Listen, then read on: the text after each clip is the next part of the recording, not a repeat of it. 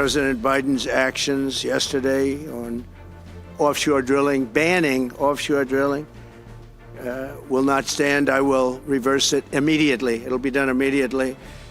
And we will drill, baby, drill. Welcome back to America Decides. President-elect Trump has made it clear he has a rather extensive to-do list. Part of that to-do list is, as he just mentioned, reversing executive actions taken by outgoing President Biden. As we look at the transition of power and prepare for it, we're also looking back at some of the most important elements of the Biden environmental legacy, and that feeds into some of the daily coverage today. The president was this afternoon, Eastern time that is, in Santa Monica, California, where he and Governor Gavin Newsom were briefed on the deadly wildfires in and around Los Angeles. I want to bring in CBS News environmental correspondent David Schecter. David, what's the headline on Biden's climate change legacy, if you could summarize it? Sure, Major. Well, I think no president, the facts show, no president in history has done more to tackle climate change and cut the nation's greenhouse gas emissions. His signature piece of legislation, the Inflation Reduction Act, committed $370 billion of new investment for our transition to a green economy.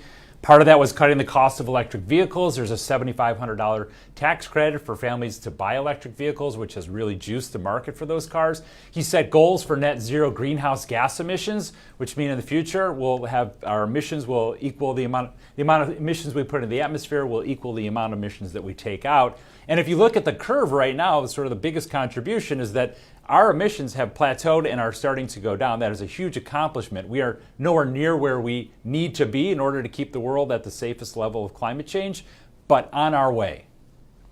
David, it has often been said that unless the United States leads in this matter, other international partners are not going to follow suit. And those less developed economies reasonably say, hey, wait a minute, why should we restrict ourselves from economic growth if it's fueled by fossil fuels? You didn't, America.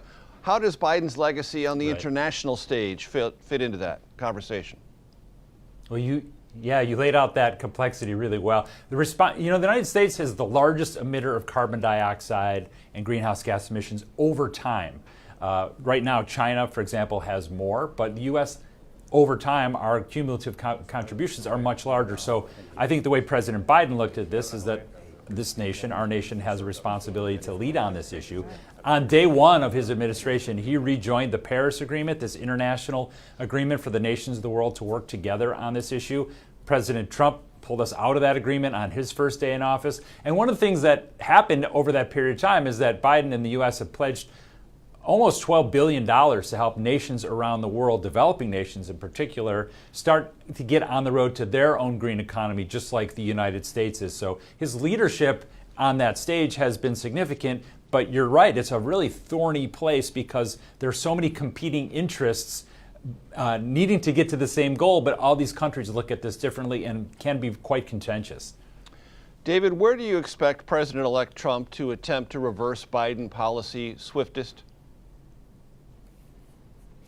I think the first place is he's going to, it seems pretty clear, remove the United States again from the Paris agreements. That would be the first thing that he would do. He said that he would do that. He will implement, most likely, drilling on federal lands. That's a lot of that drill, baby, drill that we've heard him talk about. Loosen fuel efficiency standards, which have been on the rise, and bring those down. And then maybe relax regulations on power plants that have tried to reduce the amount of emissions and carbon dioxide that come out of there. We're sort of expecting a lot of action almost from the very beginning, particularly reversing any of Biden's executive actions. That'd be the easiest place to start. A lot of these other things may end up in court or have to go through Congress. David Schecter, thank you very much for your perspective and reporting. Appreciate it.